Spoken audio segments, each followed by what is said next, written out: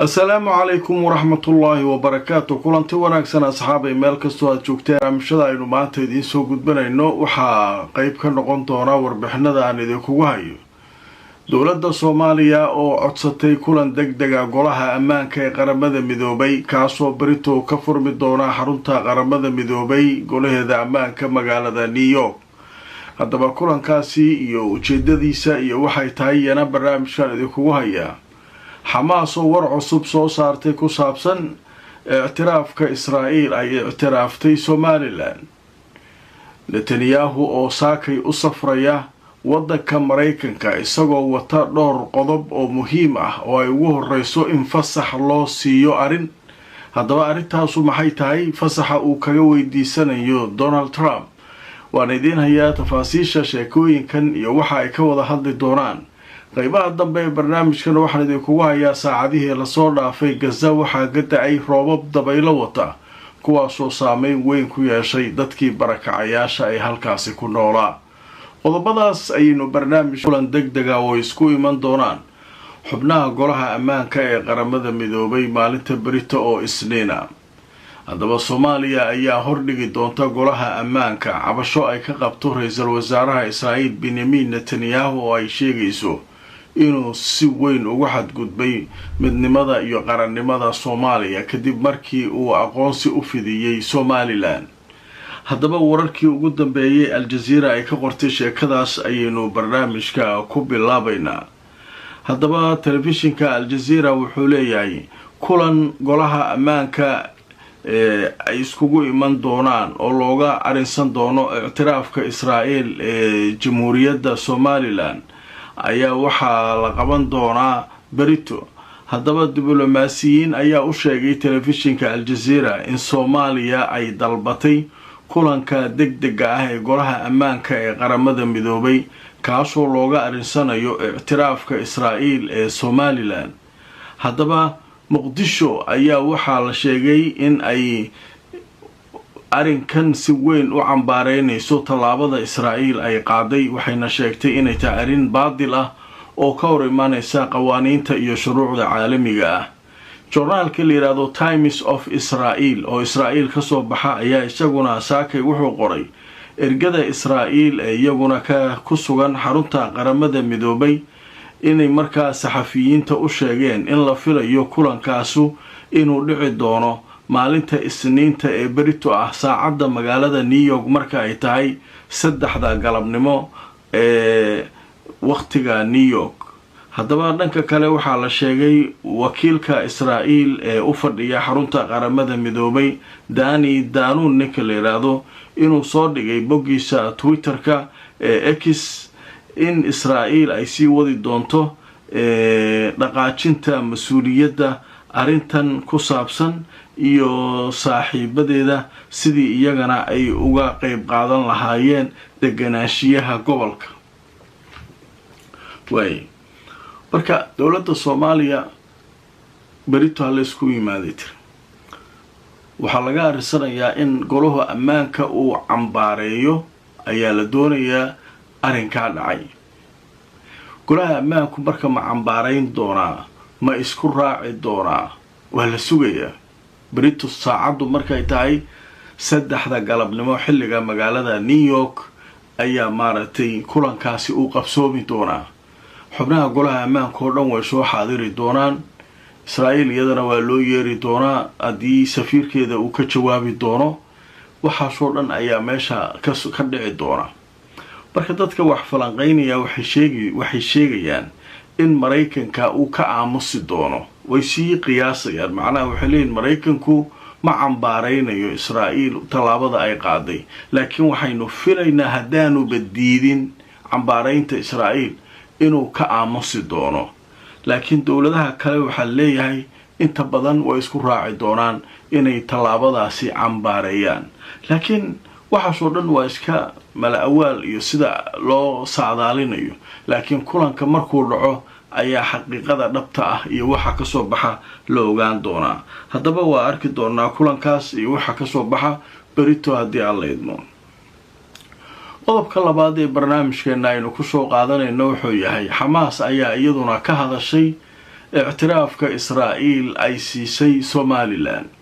haddaba markaan idin tuso wararkii ugu dambeeyay arrinkaas xamaas ayaa waxay sheegtay inay cambaaraynayso ictiraafka Israa'iil ay siisay Somaliland waxayna ka digaysaa in arrintan qorsheedu yahay in la haajiriyo dadka Falastiiniyiinta oo halka la geeyo.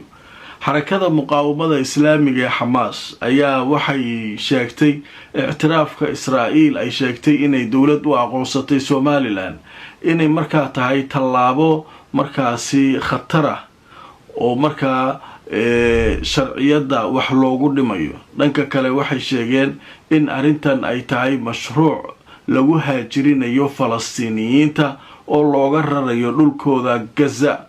haddaba xarakada bayaan rasmi ah oo ay soo saartay ayay waxay sheegtay in xukuumadda Benjamin Netanyahu oo arrinkan ictiraafka ah sameynaysa ay uga gon leedahay arrimo kale oo muhiim ah sida ay tiri. waxaana ay sheegtay in xukuumaddani ay tahay midii xasuuqa u geysatay dadka Falastiiniyiinta ah oo markaa ku nool marinka Gaza oo ay sheegtay inay xasuuqeen dadkaas.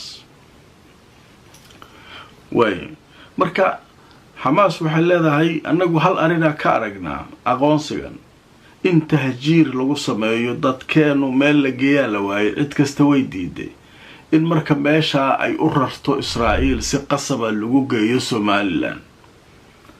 arrinkaasuna waxay leedahay waa arrinka kaliya ee ictiraafkan ay markaa leeyihiin waa ictiraafnay ay u sameynayaan. marka arrinkaasu waxay leedahay annagu waan ujeedda kale lagama laha dadkan Falastiiniyiinta ee la gumaaday ee la laayay in halkaa loo raro ayaa la doonayaa ay leedahay Xamaas. qodobka isaguna halkaasaan kaga gudbaynaa. warbixinta kale ee saakay barnaamijkan idinkuga hayo waxay tahay ninkii Netanyahu ahaa ayaa saakay oo axada wuxuu u safrayaa dalka Mareykanka. kulamo muhiim ah ayuu wuxuu la qaadan doonaa Trump. wuxuu tagi doonaa Florida. Trump waxa uu fasax ku qaadanayaa hadda ciida Christmaska ah meel la yiraahdo Florida. halkaas ayuu joogaa. halkaas ayuu maanta xataa oo axada ku qaabili doonaa Zelensky madaxweynaha Ukraine. Britain wuxuu qaabili doonaa Netanyahu. haddaba Netanyahu ujeedooyinka halka uu u tagayo waxaa la sheegay laba qodob ayaa miiska saaran.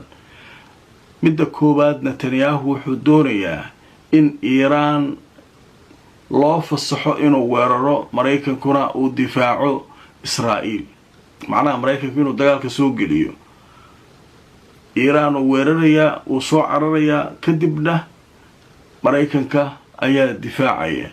marka in loo ogolaado fasax loo siiyo inuu Iran weeraro isagoo halkaa geyn doona dokumentiyo iyo warbixino muujinaya Iran duqeymihii iyo dagaalkii kadib inaanay wax dhagax jalaq u siinin waxyaabihii la weydiistay oo ahaa inay sawaariiqdeeda horumarinayso gantaalaheeda ay weli kasii shaqaynayso nuclearkeedii hawlihiisii ay weli wadato. marka arrimahaas oo dhan haddaan hadda laga hortagin wuxuu leeyahay khatar ayaa jirta. midda kale Gaza arrinteedana wuxuu leeyahay go'aan ayaa qaatay oo ah iyadoon hubka laga dhigin Xamaas inaan wejiga labaad ee wada hadallada maba loo gudbayo. labada qodob marka ugu muhiimsan waa kuwaas. labada qodobna Mareykanku midkan Iran ma rabaan inay dagaal hadda isku galaan. midaan kalena iyaga ka shaqeynaya in wejiga labaad loo gudbayo. marka Israa'iil waxay xujo uga dhigtay waa in marka hore hubka laga dhigaa Xamaas. markaas ayaan anagu wejiga labaad in loo gudbo ogolaanayna. sababta ay u diidayso marka maxay tahay? sababtu marka waxay tahay la leeyahay Israa'iil wejiga labaad hadii loo gudbo ciidamadeedu waa inay ka baxaan meesha howlo badan culays fara badan ay imaanayeen. laakiin hadda waxay leedahay intaan ku jirno difaacan ku jirnaa nimankan hubkooda waa haystaan laakiin nimankan hubka laga dhigan wejiga labaad maba loo gudbayo. marka sheeko waaliya socota.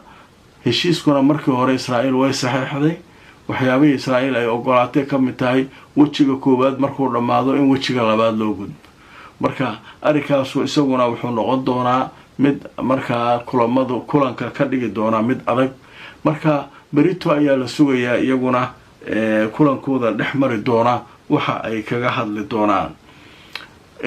haddaan idin tuso waxaa laga qoray sheekada Netanyahu waxa uu ku wajahan yahay Mareykanka isagoo markaa booqashadiisa kala hadli doona Trump ninka la leeyahay heshiiska Gaza iyo duqeynta Iran ayuu kala hadli doonaa. haddaba warbixintu marka way sii socotay waxaa leeyahay warbaahinta Israa'iil waxay sheegayaan in ra'iisul wasaaraha Israa'iil Benjamin Netanyahu uu aadi doono subaxnimadan saaka oo Axada dalka Mareykanka si uu halkaa ula soo kulmo Donald Trump oo markaa arrimo muhiim ah ay ka wada hadli doonaan oo ay ka mid tahay arrinta Iran iyo Gaza inay ka wada hadli doonaan. marka arrimahaas marka warbixintu waa dheertaa marka waxa leeyahay ninkan ha ii fasaxu leeyahay Iran aan garaaco adigana i waardiyay haddii baashu xumaatana ila soo gal taas iyo midda Gazana wuxuu leeyahay anagu maba u gudbayno wajiga laasaanayno ahaanaysa inta hubka laga dhigayo Hamas. marka laba xujo oo aad u adag oo khatar ah leeyahay oo carqaladeyn kara maartay geedi socodkii nabadda Gaza. qadar xayeysiisa kadib waxaan galaynaa reer Gaza oo ka cabanaya roobab dabaylo wata saacadii la soo dhaaftay ka da'ayay magaalada Gaza iyo roob mahigaana iyo dabaylo ayaa waxay ku dhufteen magaalada Gaza iyo nawaaxigeeda oo ay ka da'ayeen saacadii la soo dhaafay. kubanaan reer Gaza ayaa la sheegay in teendhooyinkii ay ka burbureen dhibaato fara badan biyo fara badan ay u soo galeen. hay-adaha samafalku waxay codsanayaan in dadka lala soo gaaro gurmad degdega oo markaa ay qabowga iyo dhaxanta ay markaa ay kaga gabbadaan. haddaba wararkii ugu dambeeyay waxaa qoray telefishinka Sky News wuxuu leeyahay saakay roobab mahigaan ah ayaa qarqiyay teendhooyinkii dadka barakacayaasha ah meelo kala duwan oo ka tirsan marinka Gaza. warbixintu way sii socotay waxaa leeyahay warbaahinta Falastiiniyiinta waxay sheegeen maanta oo Axada in roobabkaasu ay markaa burburiyeen tiro fara badan oo teendhooyin dadka barakacayaasha ah marinka Gaza iyadoo halkaa roobabku ay markaa biyo fara badan ay daadiyeen oo dadka biyuhu ay ugu galeen meelihii ay ku jireen. haddaba warbaahinta Falastiiniyiinta waxay sheegayaan in xaaladda ay aad ugu adag tahay dadkaas goobaha saameynta weyn roobabku ay ku yeesheen ee Gaza ka tirsan waxaa ka mid ah deegaanka la yiraahdo Mawasi oo ka tirsan Khan Yunis koonfurta marinka Gaza.